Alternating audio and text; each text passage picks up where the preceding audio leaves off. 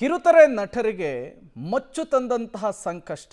ಅದೇ ವಿಚಾರಕ್ಕೆ ಸಂಬಂಧಪಟ್ಟಂತೆ ಪೊಲೀಸರ ಇನ್ವೆಸ್ಟಿಗೇಷನ್. ಬಿಗ್ ಬಾಸ್ ಮತದಾನಗಳಿಗೆ ತಪ್ತಾ ಇಲ್ವಾ ಸಂಕಷ್ಟ?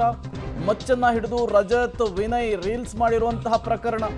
ತನಿಖೆಯ ದಿಕ್ಕನ್ನು ತಪ್ಪಿಸಲು ಯತ್ನಿಸಿದ್ರ ವಿನಯ್ ಮತ್ತು ರಜತ್ ಅನ್ನುವಂತಹ ಪ್ರಶ್ನೆ.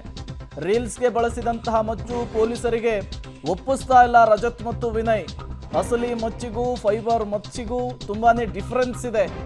ಈವರೆಗೂ ಅಸಲಿ ಲಾಂಗ ಬಗ್ಗೆ ಮಾಹಿತಿಯನ್ನ ಕೊಡ್ತಾ ಇಲ್ಲ ಇಬ್ರು ಕೂಡ. ತನಿಖೆಯ ದಿಕ್ಕು ತಪ್ಪಿಸುವಂತ ಯತ್ನ ಕೂಡ ಆಗ್ತಾ ಇದೆ ಅನ್ನುವಂತಹ ವಿಚಾರಗಳು ಗೊತ್ತಾಗ್ತಾ ಇದೆ. ಸಂಜೆ ವೇಳೆಗೆ ಮತ್ತೆ ಕಸ್ಟಡಿಗೆ ಪಡೆಯುವ ಬಗ್ಗೆ ತೀರ್ಮಾನವನ್ನು ಕೂಡ ಮಾಡಿಕೊಂಡಿದ್ದಾರೆ. ಪೊಲೀಸ್ ಆಯುಕ್ತರಾದಂತಹ ಬಿ ದಯಾನಂದ್ ಅವರು ಇದೇ ವಿಚಾರಕ್ಕೆ ಸಂಬಂಧಪಟ್ಟಂತೆ ಮಾತನಾಡಿದ್ದಾರೆ. ಪ್ರಕರಣಕ್ಕೆ ಸಂಬಂಧಪಟ್ಟಾದ ಇಬ್ಬರು ವ್ಯಕ್ತಿಗಳೇನಿದ್ರು ಅವರನ್ನು ನಾವು ಪೊಲೀಸ್ ಅಭಿರಕ್ಷೆಗೆ ತೆಗೆದುಕೊಂಡಿದ್ವಿ. 3 ದಿವಸಗಳ ಪೊಲೀಸ್ ಅಭಿರಕ್ಷೆಯನ್ನು ಪಡೆಯಲಾಗಿದ್ದು ಅವರನ್ನು ಕೂಲಂಕುಷವಾಗಿ ವಿಚಾರಣೆಯನ್ನು ಮಾಡಲಾಗಿದೆ. ಜೊತೆಗೆ ಅವರು ಏನು ಒಂದು ಅಸ್ತ್ರಗಳನ್ನು ಉಪಯೋಗಿಸಿದ್ರು ಅಂತಕ್ಕಂಥದ್ದೇನಿದೆ ಅವುಗಳನ್ನು ಕೂಡ ಕೂಲಂಕುಷವಾಗಿ ಪರಿಶೀಲಿಸಲಾಗಿದೆ.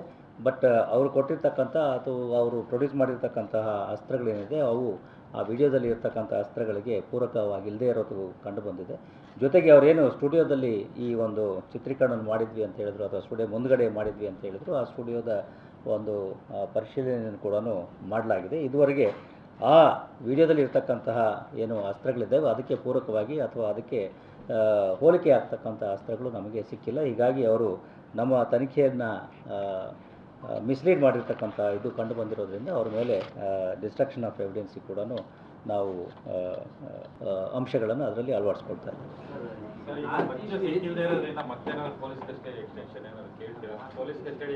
ಇವತ್ತು ಸಾಯಂಕಾಲದವರೆಗೆ ಮತ್ತಷ್ಟು ಡೀಟೇಲ್ಸ್ ಅನ್ನು ಕೊಡ್ತಾರೆ ನರಸಿಂಹಮೂರ್ತಿ. ನೇರ ಸಂಪರ್ಕದಲ್ಲಿ ಜಾಯಿನ್ ಆಗಿದ್ದಾರೆ. ನರಸಿಂಹಮೂರ್ತಿ, ಈಗ ಮೂವರನ್ನು ಕೂಡ 3 ದಿನಗಳ ಹಿಂದೆ ನ್ಯಾಯಾಲಯ ಪೊಲೀಸ್ ಕಸ್ಟಡಿಗೆ ಕೊಟ್ಟಿತ್ತು ತನಿಖೆಗಾಗಿ. ಈಗ ಅವರ ಪೊಲೀಸ್ ಕಸ್ಟಡಿ ಅಂತ್ಯವಾಗಿದೆ. ಮತ್ತೊಂದು ಕಡೆ ಪೊಲೀಸ್ ಕಮಿಷನರ್ ಹೇಳ್ತಾ ಇದ್ರು ಅಸಲಿ ಮಚ್ಚು ಸಿಕ್ಕಿಲ್ಲ ಅಂಥೇಳಿ. ಹಾಗಾಗಿ ಮತ್ತೆ ಪೊಲೀಸ್ ಕಸ್ಟಡಿ ಪಡೆಯುವಂತಹ ಸಾಧ್ಯತೆ ಇರುತ್ತಾ ಹೇಗೆ ಅಂತ ಹೇಳಿ ನರಸಿಂಹಮೂರ್ತಿ?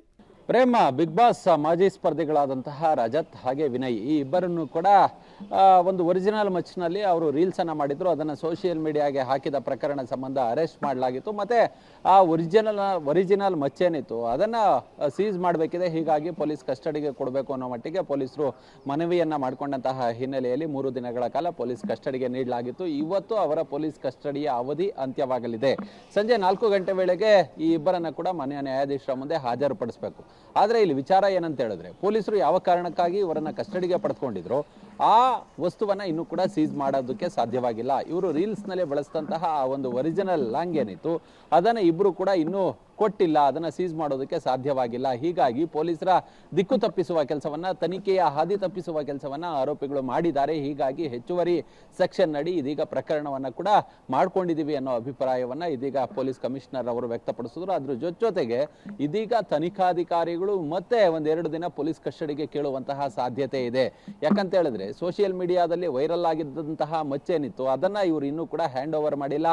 ಆ ಒಂದು ಮಚ್ಚನ್ನ ಹುಡುಕ್ಬೇಕು ಅನ್ನೋ ಮಟ್ಟಿಗೆ ಆ ಖಾಸಗಿ ಸ್ಟುಡಿಯೋ ಬಳಿ ಹೋಗಿ ಅಲ್ಲೆಲ್ಲ ತಲಾಶ್ ಮಾಡಿದ್ರು ಕೂಡ ಮಚ್ಚು ಎಲ್ಲಿದೆ ಅಂತೇಳಿ ಬಾಯ್ ಬಿಡ್ತಿಲ್ಲ. ಹೀಗಾಗಿ ಇವರು ಕೊಟ್ಟಂತಹ ಫೈಬರ್ ಮಚ್ಚಿಗೂ ಒರಿಜಿನಲ್ ಲಾಂಗೂ ಸಾಕಷ್ಟು ವ್ಯತ್ಯಾಸಗಳಿದಾವೆ. ಹೀಗಾಗಿ ಮತ್ತೆ 1-2 ದಿನ ಪೊಲೀಸ್ ಕಸ್ಟಡಿಗೆ ಪಡೆಯುವ ಚಿಂತನೆಯಲ್ಲಿ ಕಾಕಿ ಇರೋದು.